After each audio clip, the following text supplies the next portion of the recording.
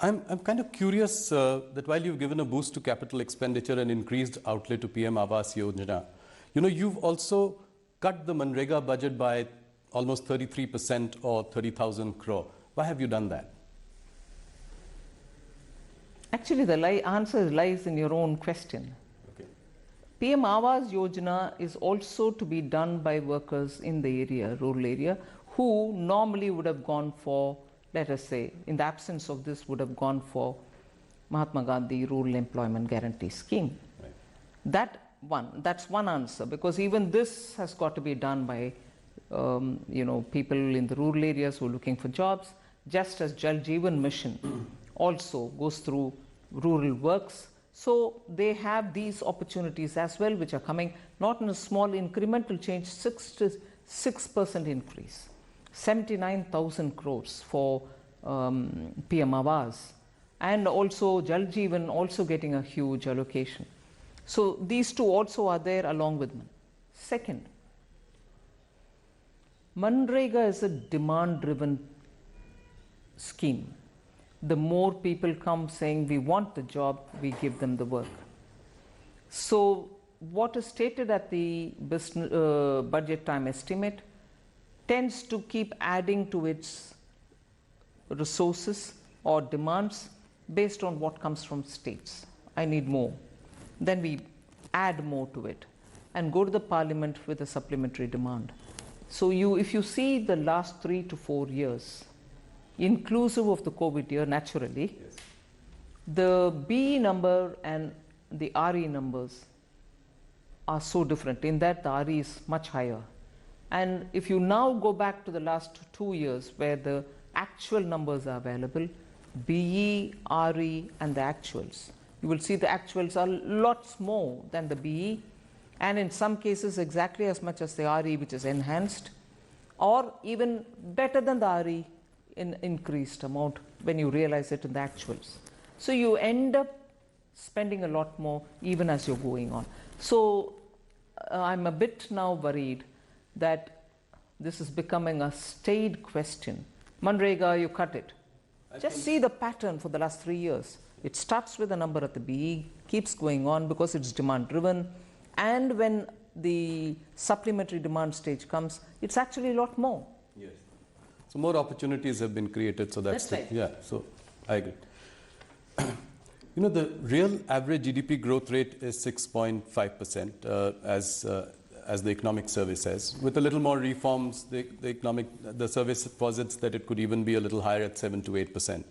Now, what is the realistic and the desirable sort of growth rate for India if it were to become, the third largest economy in the world by the end of this decade?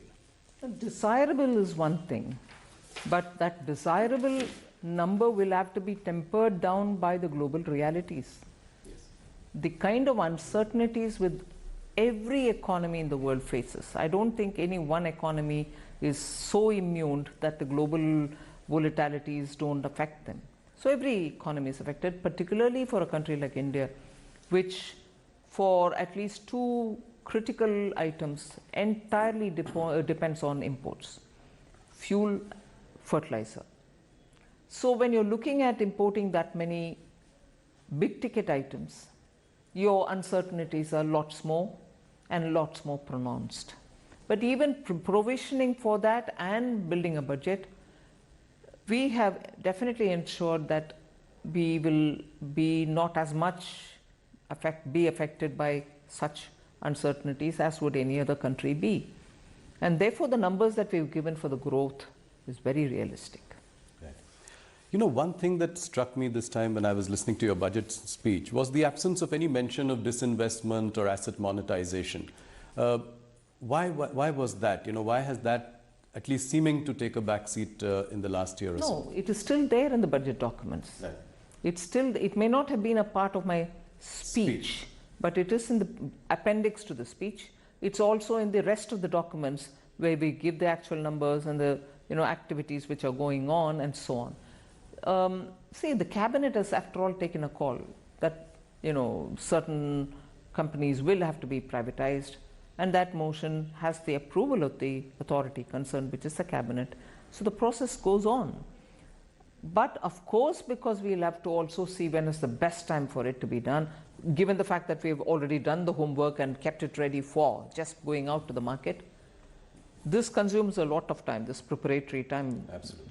Yeah. Post that is when we literally watch out for the market and then put it out. So both the factors, preparation and best time in the market, influence when you put it out.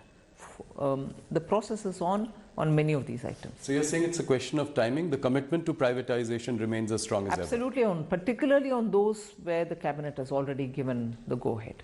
So last year you'd spoken about the privatization of 2 PSU banks. What happened to that? Have you identified the banks? Is the process on?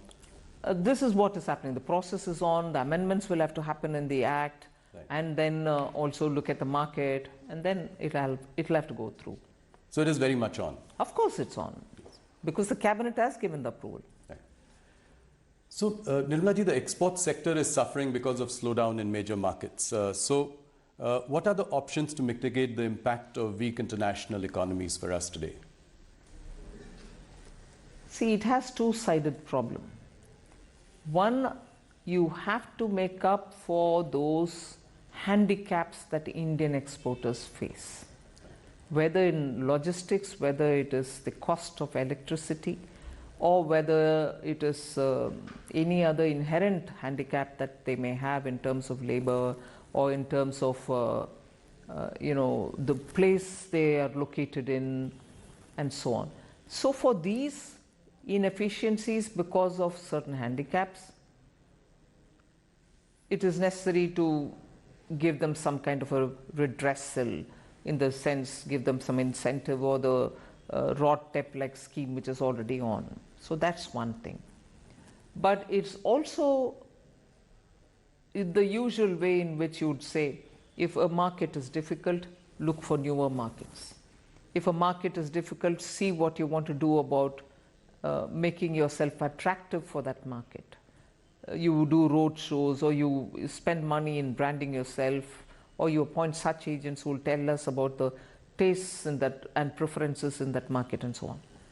And looking for another market, you will obviously spend some money and go on road shows, open up avenues there. But today, the typical problem that you face, not just you, meaning Indian exporters, but many face, is the lack of demand in those markets because of recession, which are normally our marketplaces where we send our products, whether it's your textile, whether it is your diamonds, whether it's your gems and jewelry, whether it is your tea, whether it's your basmati rice, and so on.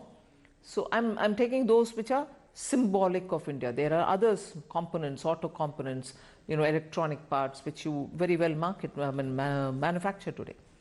So when the recession has hit these economies, and when I say these economies, not just those in which you're present, but even for the newer markets which you might otherwise aim at, all of them are hit by it.